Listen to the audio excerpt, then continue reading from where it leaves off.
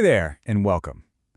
If you've ever looked out at your classroom and wished you had a secret weapon to help your students become more confident, organized writers, well, you are in exactly the right place.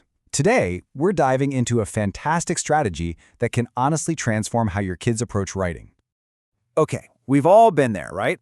That moment when a student is just staring at a blank page, totally frozen, with no idea where to even start. It's such a common struggle. But what if I told you there's a simple, super powerful strategy that can build a bridge from that blank page to a great plan? Let's get into it.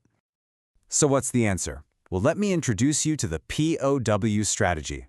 Think of it as a simple, memorable tool that takes all the guesswork out of planning.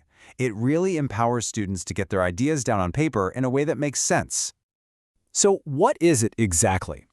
Well, POW is a mnemonic, a little memory trick that guides students through planning and drafting. And the best part? It's super versatile. It's amazing for informational writing, sure, but it works across pretty much all grade levels, and you can even tweak it for other types of writing.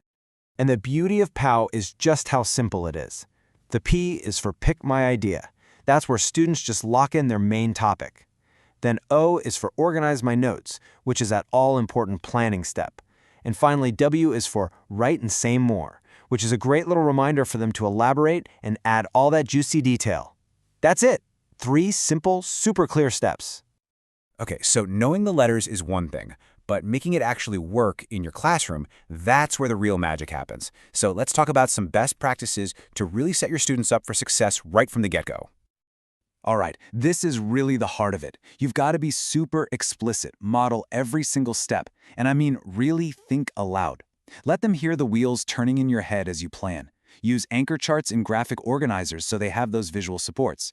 And this is huge. Actually teach them how to say more by showing them what it looks like to add examples. Then, over time, you can gradually let go and let them fly on their own. All right, let's be real. With any new strategy, there are going to be some bumps in the road. So let's walk through a few common hurdles just so you can see them coming and steer your students right around them. Okay, lean in for this one because this is super important. First, never assume they've got it after just one lesson. You have to keep circling back. And please, whatever you do, don't let them skip the O step.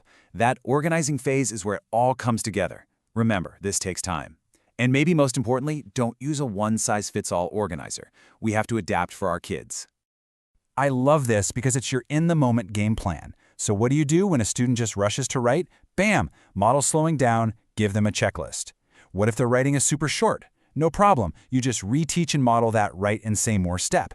And for the kid who's stuck on ideas, you can give them some high-interest topics. It's just a fantastic little cheat sheet.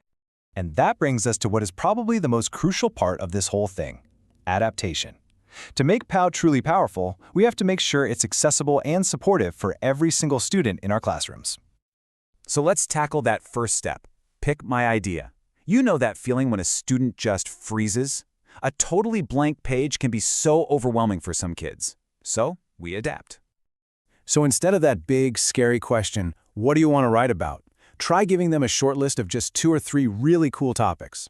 Or you could use an idea web that already has some branches filled in, like appearance or habitat. It's a simple change, but it just lowers the stakes and gets the ball rolling. Okay, on to the O step. Organize my notes. Sometimes our graphic organizers can look like a crazy roadmap, right?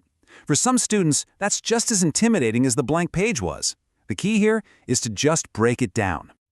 And this is where small tweaks make a world of difference. Break that organizer into smaller, bite-sized pieces. Use some color coding or simple little icons for each section.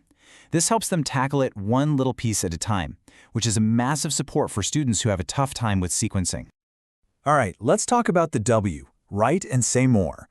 Getting those great ideas from the organizer onto the page in complete sentences, yeah, that can be a really big jump for some of our writers.